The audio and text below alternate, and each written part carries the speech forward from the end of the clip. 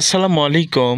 সুপ্রিয় সম্মানিত দর্শক ও শ্রোতা, আজকে আমরা জানব যে তারাবির নামাজ সুন্নাত নাকি নফল।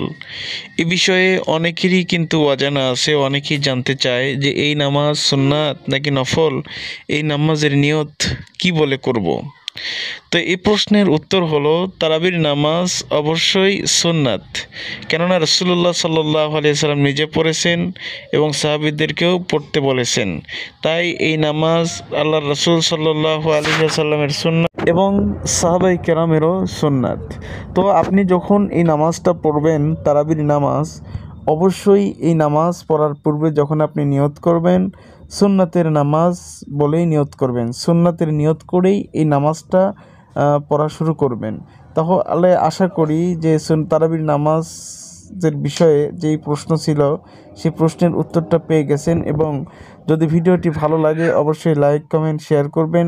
আর পরবর্তী ভিডিও সবার আগে পেতে অবশ্যই আমার চ্যানেলটি সাবস্ক্রাইব করে পাশে থাকবেন। ধন্যবাদ। আল্লাহ হাফেজ।